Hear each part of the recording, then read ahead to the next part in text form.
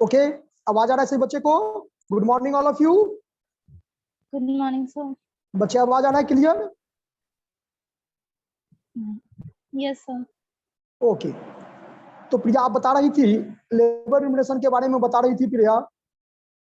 Piyush Yes, Piyush Piyush Raj. Yes sir. Hello बच्चे आप बताइए what do you mean by labour remuneration? Sir, पिछला क्लास हमने किए थे। तो ठीक है बच्चे, एक बार फिर से हम उसको रिकॉल कर देते हैं। जो बच्चे पिछले क्लास में नहीं किए थे उनको अभी फिर से ये क्लियर हो जाएगा। फिर से बच्चे क्लियर कर लीजिए आप। कॉन्सेप्ट क्या कहता है लेबर रिम्यूनरेशन? लेबर मतलब तो हम लोग क्या समझते हैं बच्चे? बच्चे कैमरा ऑन कीजिएगा। लेबर का मतलब होता है बच्चे वर्कर। सिंपल वर्ड में समझिए, वो व्यक्ति जो फैक्ट्री में डेली वेज पर काम करता है, उस काम करने वाले व्यक्ति को ही हम लोग क्या कहते हैं? वर्कर कहते हैं।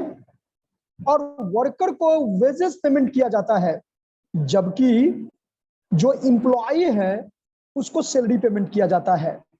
रोहित, बच्चे ये समझ में आया पॉइंट? नहीं सर, अभी आया नहीं। Okay sorry. तो worker, what do you mean by worker? Worker से आप क्या समझते हैं? जो किसी फैक्ट्री में जो भी व्यक्ति डेली वेज पर काम करता है या गुड्स को जो प्रोडक्शन का काम करता है, हम उसको क्या कहते हैं? वर्कर कहते हैं फैक्ट्री के पॉइंट ऑफ व्यू से। और उस वर्कर को जो अमाउंट पे किया जाता है बच्चे, वो जनरली डेली बेसिस पर किया जाता है। तो लेबर रिम्यूनरेशन का मतलब यहां पर क्या, हम क्या बताए थे बच्चे? बताइए फिर से। कि रिम्यूनरेशन का मतलब हुआ कि वो अमाउंट जो हम किसी लेबर को पेमेंट किए, किसी वर्कर को पेमेंट किए। बच्चे पेमेंट हम ऑफिस के एम्प्लॉय को भी करते हैं, उसके लिए भी वर्ड हम लोग यही यूज करते हैं, रिम्यूनरेशन ही हुआ, वो भी रिम्यूनरेशन हुआ। तो अगर तो इसको दो कैटेगराइज अगर कहें तो ये गलत नहीं होगा। एक तो डेली बेस पर और दूसरा क्या, मंथली बेस पर।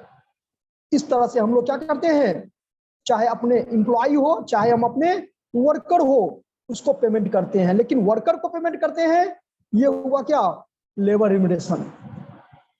अब इसको किस तरह से पेमेंट करते हैं? तो इसको पेमेंट करने का बच्चे हम क्या बताए थे कि दो होता है। वैसे तो आप इंसेंटिव को भी अगर ले लो तो तीन तरह से आप कह सकते हो, उसको इनकरेज करने के लिए। लेकिन जनरली ये दो ही प्रकार से क्या किया जाता है, पेमेंट किया जाता है। सही बच्चे, कैमरा ऑन कीजिए। तो method of remuneration, method of remuneration का मतलब कि इसकी क्या विधि होगी, इसको कितने तरह से हम क्या कर सकते हैं, पेमेंट कर सकते हैं। तो सबसे पहला हम बच्चे बताए थे आपको टाइम रेट सिस्टम। सबसे पहला क्या बताए थे, time rate system. Time rate system का मतलब क्या हुआ कि अगर कोई वर्कर फैक्ट्री में काम करता है तो जितना वो समय अपना इंगेज करेगा, जितना वो समय अपना फैक्ट्री में क्या करेगा, कंट्रीब्यूट करेगा, उन समय के आधार पर ही उसका फिक्स किया जाता है रिम्यूनरेशन। तो ये हुआ टाइम बेसिस। और दूसरा हम लोग बताए थे बच्चे कि पीस बेसिस। पीस बेसिस का मतलब दोनों में डिफरेंस है क्या प्रिया, बताइए दोनों में डिफरेंस है कि नहीं है? यस सर है। तो पीस बेसिस का मतलब क्या हुआ कि जितना वो वर्कर पीस को क्या करेगा, मैन्युफैक्चरिंग करेगा, प्रोडक्शन करेगा, उसी के हिसाब से उसको क्या मिलेगा, रिम्यूनरेशन मिलेगा। तो आज का टॉपिक हम लोग का बच्चे यही है, पीस रेट सिस्टम। सही बच्चे नोट करेंगे इसको, piece rate system.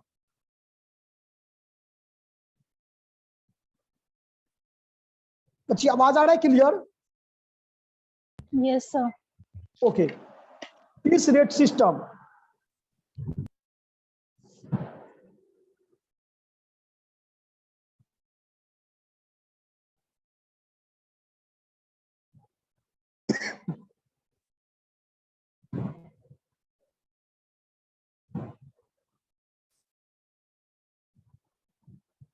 it is based on the it is based on the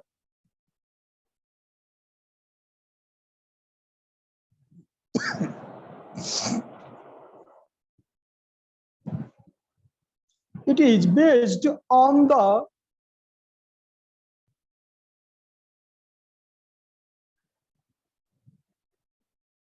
amount of worker. It is based on the amount of worker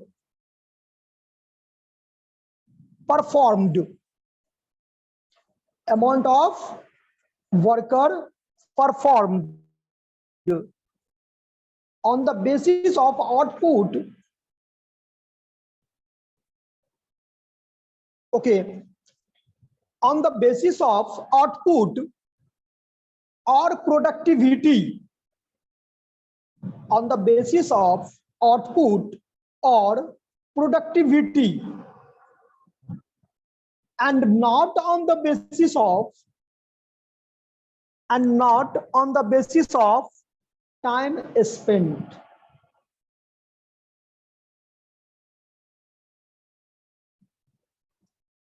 Akash Kumar, बच्चे ये समझ में आया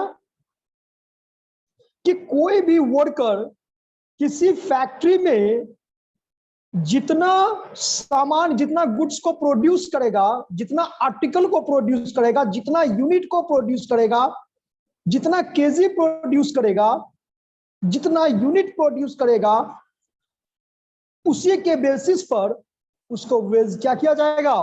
पेमेंट किया जाएगा। समझ में आया बच्चे? ये sorry, under this system, in other words, under this system, worker, under this system, sorry, under this method लिखिए, under this method, workers are paid in proportion. Workers are paid in proportion to the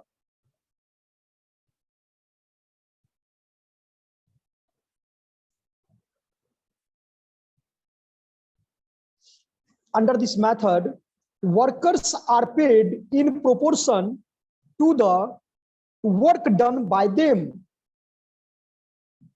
Work done by them. The rate is fixed. Sir टूडा के बाद To the work done by them. जितना वो piece को बनाएगा, जितना वो unit को बनाएगा, जितना वो आर्टिकल को बनाएगा, डन करेगा, उसी के हिसाब से उसको क्या किया जाएगा बच्चे? पेमेंट किया जाएगा। समझ में आया ये? यूनिट ऑफ आउटपुट क्या लिखे बच्चे? आगे पढ़िए। The rate is fixed per unit of output, per article, per commodities, etc. So the rate is fixed per unit of Output, per unit of output, per article, per commodities, etc.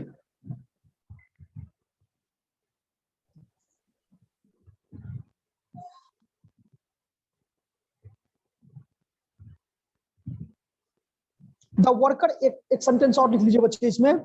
The worker is paid for the total unit manufactured.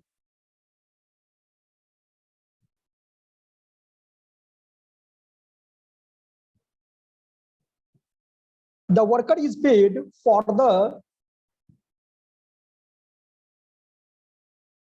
worker is paid for the total units. Sir the worker is paid for the total units manufactured.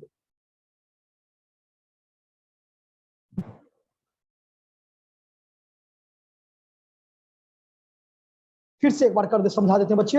I hope कि आप लोग को ये top method समझ में आया होगा।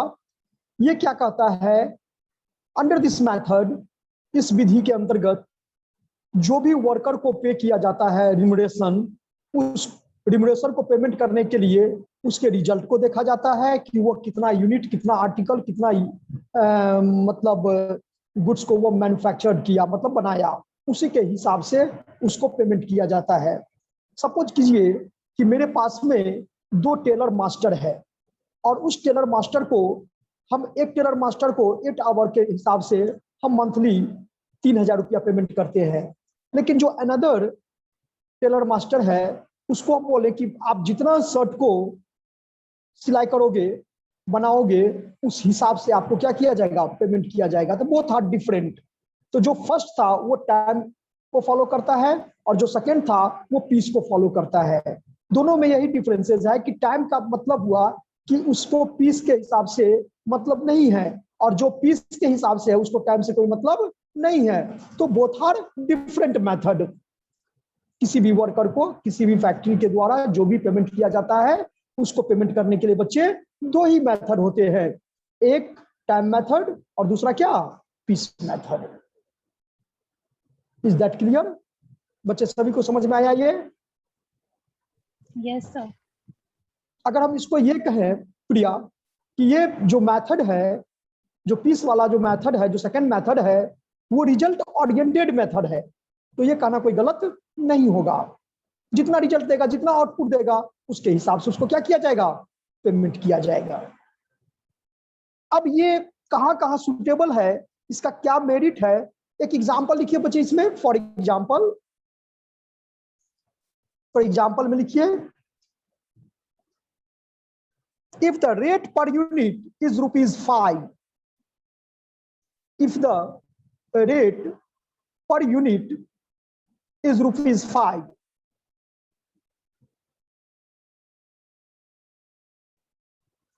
and the worker manufactures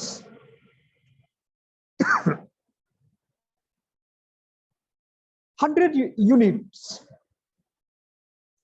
units in a week, एक सप्ताह में वो 100 यूनिट बनाया। एक यूनिट का कीमत, रेट जो फिक्स किया गया वो ₹5 है बच्चे।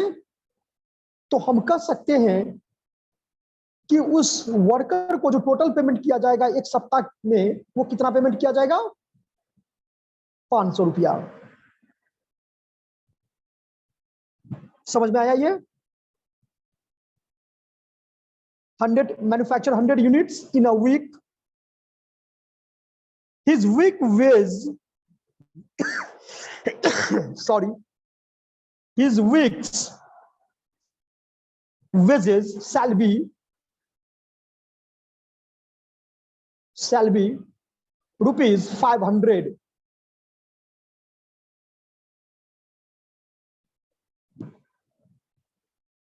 इसको हम ऐसे फॉर्मूला से भी एक्सप्रेस कर सकते हैं। कैसे? तो बच्चे इसको बोर्ड पर देखेंगे हम लोग। Total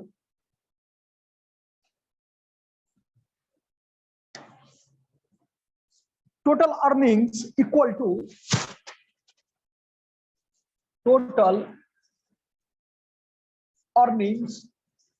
two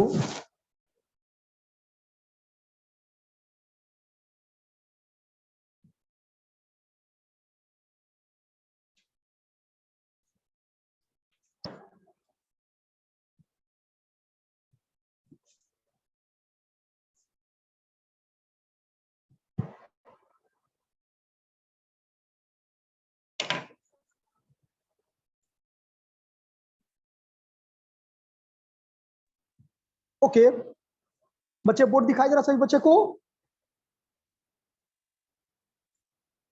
Ashutosh? Yes sir, दिख रहा है। ओके, लिखिए बच्चे, फॉर्मूला लिखिए। Total earnings equal to, sir ये जो बोर्ड पे लिखे थे वो अभी बताए थे क्या?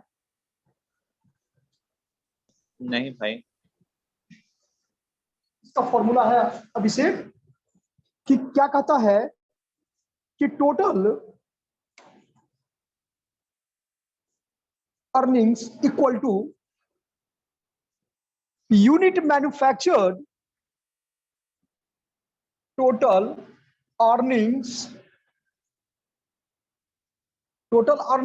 equal to unit manufactured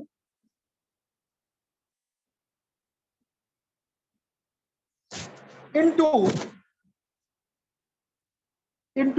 rate per unit into rate per unit into rate per unit into rate per unit।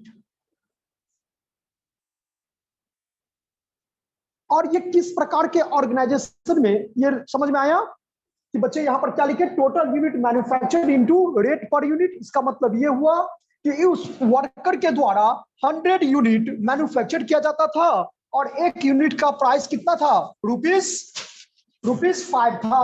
तो इस तरह से वो कितना हो गया, रुपीस 500 जो है वो per week according to the example, वो पर वीक कितना प्राप्त करेगा, 500 रुपया। यही मुझे बताता है पीस वेज सिस्टम कि जो रिम्यूनरेशन है वो दो प्रकार का पेमेंट किया जाता है, दो तरह से पेमेंट कर सकते हैं, एक तो टाइम के हिसाब से और दूसरा क्या, पीस के हिसाब से। टाइम के हिसाब से जो पेमेंट करेंगे, जिस वर्कर को पैसा पेमेंट करेंगे, उसमें ये नहीं देखते हैं कि वो कितना पीस को मैन्युफैक्चर किया, और जो जिसको हम पीस के हिसाब से रखे हुए हैं, जिस लेबर को जिससे हम काम लेते हैं, तो उसमें ये नहीं देखेंगे कि वो कितना समय हमको ये दिया मेरे लिए, बल्कि वो आउटपुट कितना दिया, वो रिजल्ट कितना दिया, उसके हिसाब से उसको हम पेमेंट करेंगे। सुटेबिलिटी, अब ये किस किस ऑर्गेनाइजेशन में कहां कहां ये सुटेबल है, बच्चे लिखेंगे। First point suitability,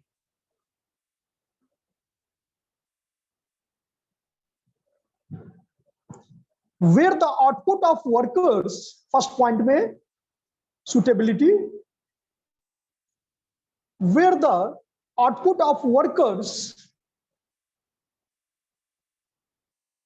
where the output of workers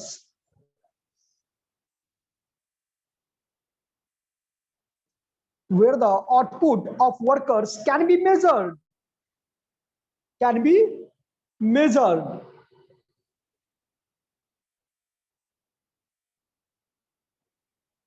second में where production is, सेकंड में बच्चे where production is, second point Abhishek, second point where production is standardized, where production is standardized and repetitive in nature।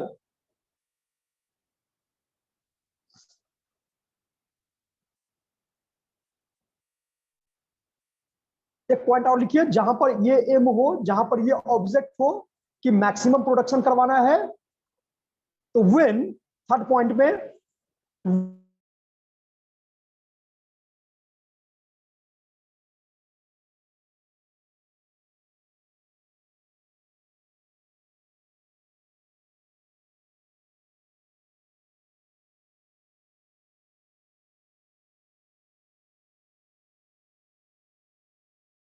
Sir आपका कुछ आवाज नहीं आ रहा है। ये तीनों पॉइंट समझ में आया राजवी? Yes sir. सर तीसरा पॉइंट फिर से थर्ड बोलिए। पॉइंट क्या बोले? थर्ड पॉइंट ये थर्ड पॉइंट बोले क्या कि when the aim is continuous maximum production, जहां पर व्हेन द एम मतलब object, purpose, goal, target, when the aim is continuous maximum production। अब मुझे पता है कि मेरे पास 5 प्रकार का लेबर है, देखो ये कैटेगराइज है यहां पर ए, बी, सी, डी और ई, ये पांचों वर्कर है। अब ये वर्कर से मुझे अधिक से अधिक गुड्स को प्रोड्यूस करवाना है, तो हम उसको बोले क्या कि चलो भाई टाइम को छोड़ो, आप कितना टाइम, 8 घंटा आते हो, अब 8 घंटा में क्या करते हो आप, काम तो कुछ करते नहीं हो, ऐसे ही मेरा पैसा मेरा जा रहा है। तो ऐसा करो कि जब आप काम नहीं करते हो तो पीस के हिसाब से आपको हम क्या कर देंगे, पेमेंट करेंगे। अब 8 आवर में सपोज कीजिए कि 5 पीस बनाता है वो, ठीक है, यानी अगर इसको हम वीक से भी कर सकते हैं, लेकिन डे में यहां पर हम समझा रहे हैं कि 8 आवर में 5 पीस बना रहे हैं।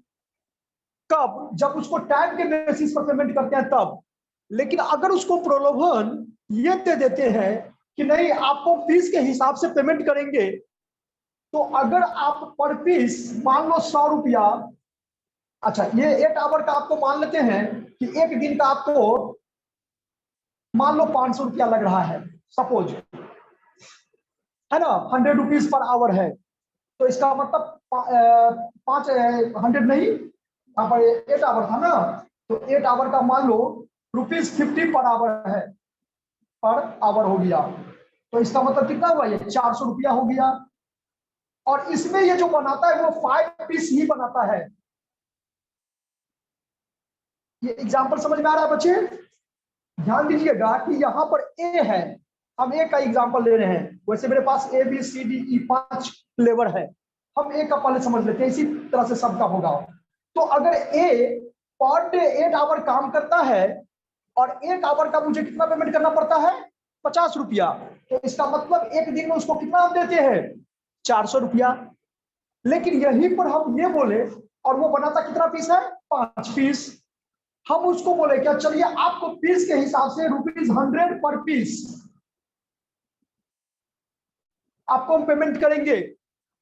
अब एक दिन में जितना पीस बना उसी हिसाब से आपको पेमेंट करेंगे।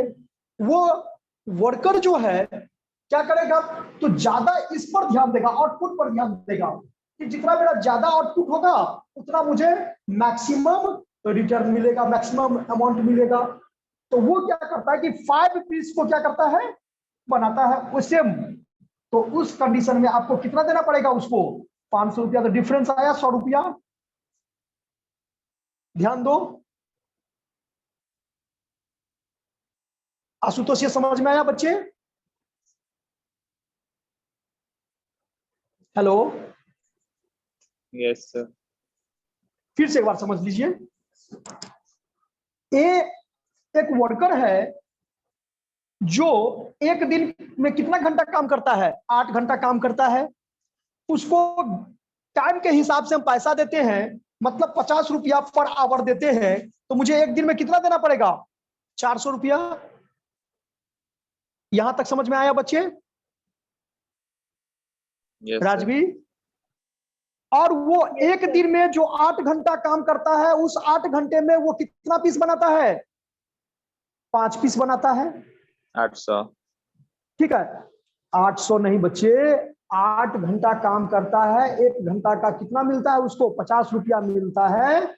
ठीक है, तो 400 रुपया मुझे उसको देना पड़ेगा हर हाल में, चाहे वो एक ही पीस क्यों ना बनाए। लेकिन हम एग्जांपल में एज्यूम कर लिए कि वो 5 पीस बनाता है। लेकिन अगर उसको पीस के हिसाब से हम पेमेंट करें, पीस सिस्टम को हम फॉलो करें, तो हम कहेंगे कि आपको पर पीस आपको मिलेगा। तो उस सिचुएशन में वो क्या करेगा, वो 5 ही पीस नहीं बनाएगा, हो सकता है वो 5 से 6 पीस भी बनाएगा, हो सकता है वो 7 पीस भी बनाएगा, या हो सकता है वो 2 पीस भी बनाएगा। तो अगर 2 पीस बनाएगा तो 200 रुपया देना पड़ेगा, 5 पीस बनाएगा 500 रुपया देना पड़ेगा, क्योंकि पर पीस कितना है, ₹100 पर पीस है, तो उसको एक दिन में देना पड़ेगा। तो यहां पर जो मैन्युफैक्चरर होते हैं, अगर मैन्युफैक्चरर को अधिक से अधिक क्वांटिटी प्रोड्यूस करवाना है अपने लेबर से, प्रोडक्शन करवाना है लेबर से, तो वो क्या करते हैं कि इस सिस्टम को फॉलो करते हैं, पीस के हिसाब से देते हैं। जिसमें हाँ, अब इसमें एक पॉइंट और है कि जल्दबाजी में वो क्या करता है कि वो उतना क्वांटिटी तो जरूर वो बढ़ा देगा, लेकिन क्वालिटी को क्या करता है, वो थोड़ा उसमें डिक्रीज हो जाता है। तो इसका ये लिमिटेशन भी है। ओके, लिखिए एडवांटेज बच्चे, कुछ एडवांटेज है इसके।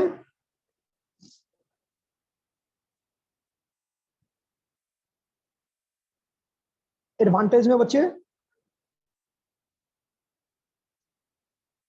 Incentive to efficient worker,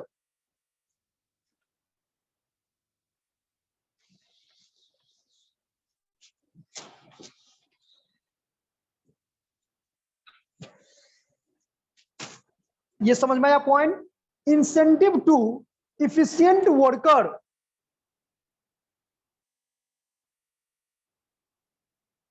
under this method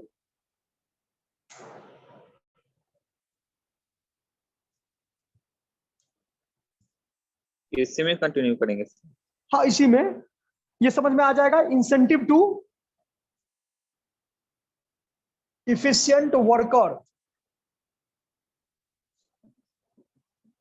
efficient worker, under this method as remuneration, under this method as remuneration is paid in proportion,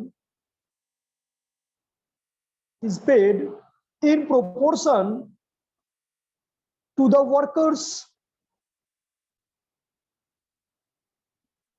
The method provides workers effort, EFFORT, workers effort.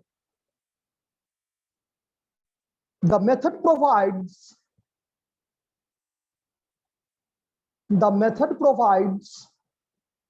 a strong incentive.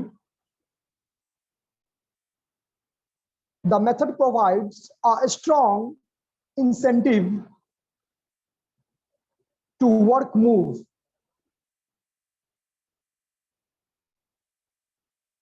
To work move. Under this method, work के बाद क्या बोले sir? to work move, sir spelling work move, हाँ MOVE, yes तो समझ में आ गया। Work. अभी एग्जांपल बताए थे बच्चे आप लोगों को कि जब उसको हम पीस के हिसाब से दे देते हैं तो वो क्या करता है, वर्कर चाहता है कि मुझे मैक्सिमम से मैक्सिमम गुड्स को क्या करना है, प्रोडक्शन करना है। अधिक से अधिक प्रोडक्शन करने के लिए वो अपने काम के ऊपर क्या करता है, जागरूक हो जाता है और वो समय देता है ज्यादा से ज्यादा, और यूनिट को क्या करता है, वो प्रोड्यूस करता है ताकि उसको मैक्सिमम अधिक से अधिक पैसा मिले। समझ में आया? पूरा एफर्ट लगा देता है। इंक्रीज इन प्रोडक्शन, सेकंड जो इसका एडवांटेज है, प्रोडक्शन को बढ़ाना, इंक्रीज इन प्रोडक्शन।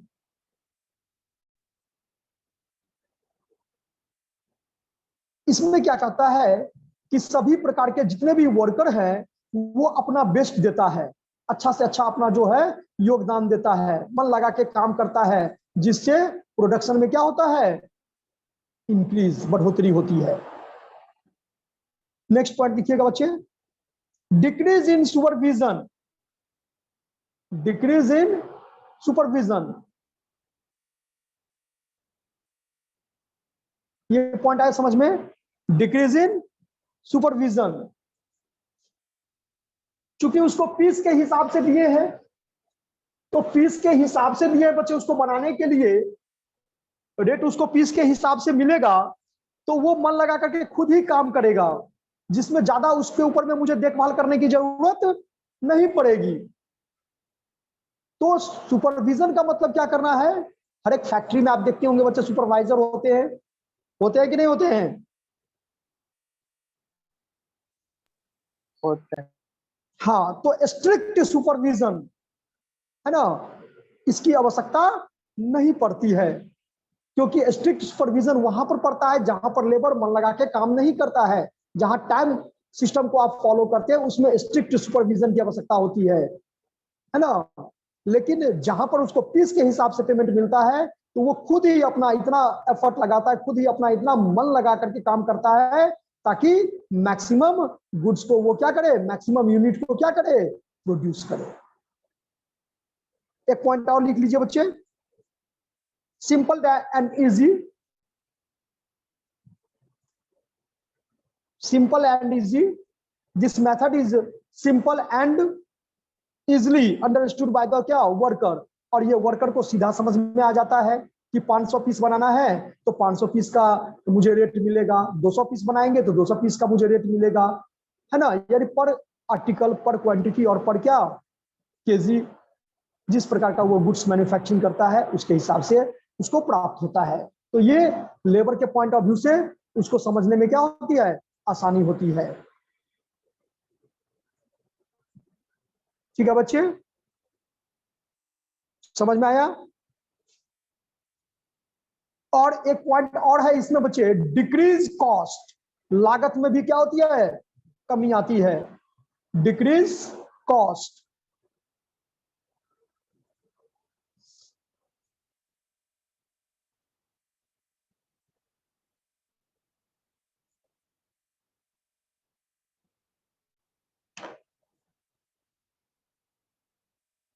हो गया नोट करने से बच्चे।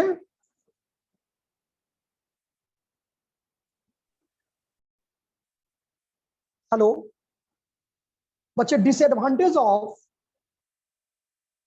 पीस रेट सिस्टम, सबसे फर्स्ट पॉइंट लिखेंगे बच्चे इसमें, lack of secured wages, lack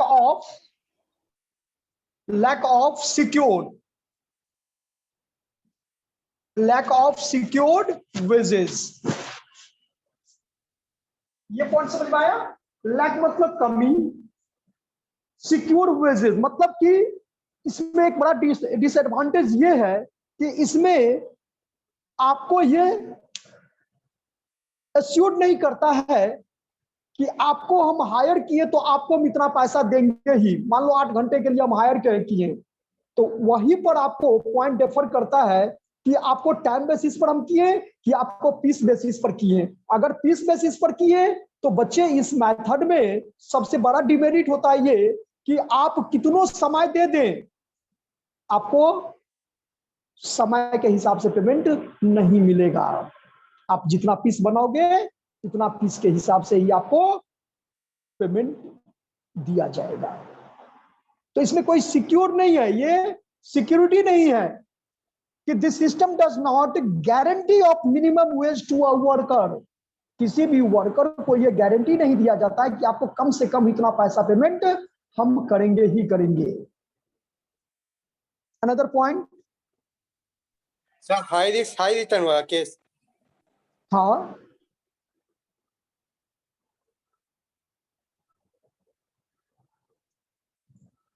injurious to health of worker,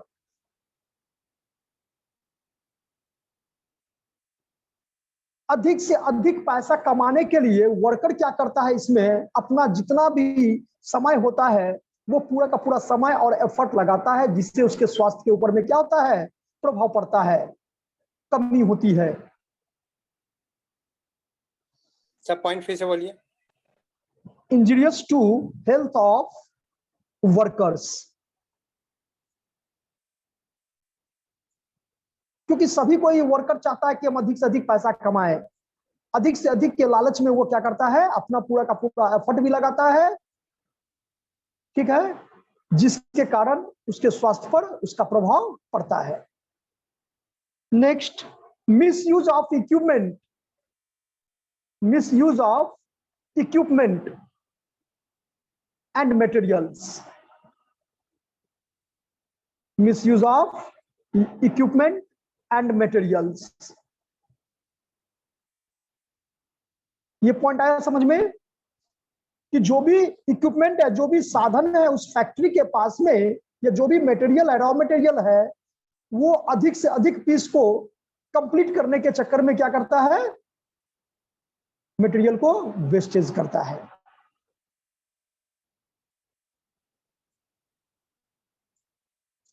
एक पॉइंट और लिखिए समझिए, difficulties in fixing, difficulties in fixing piece rate.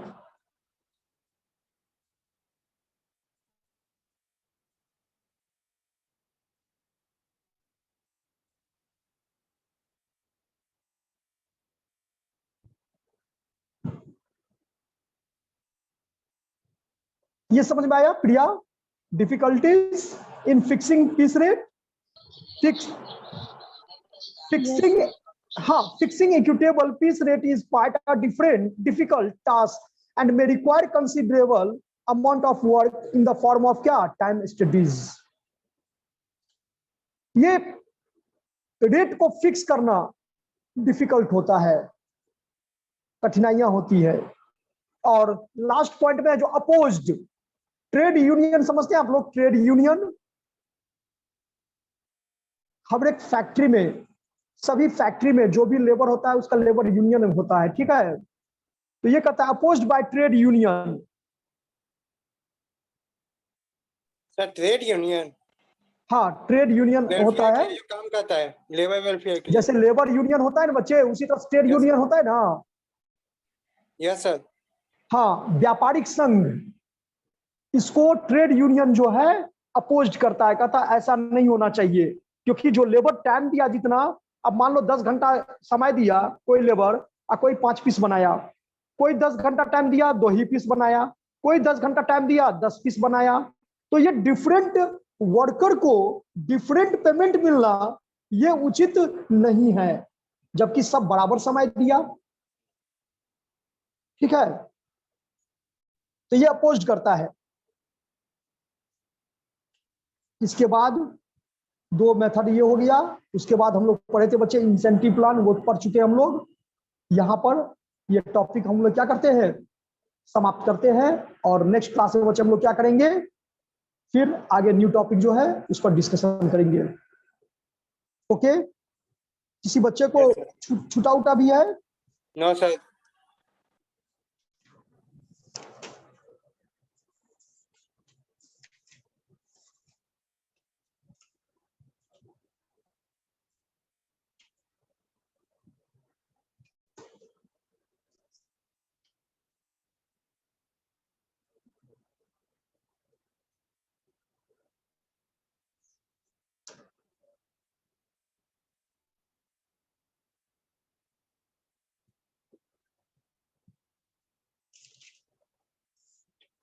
Okay बच्चे, तो उसको प्रैक्टिस करना है।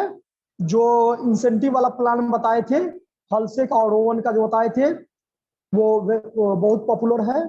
आपको उसी पर जो है सो प्रैक्टिकल जो भी हम बताए हैं उसको बच्चे आप लोग को रिवीजन करना है।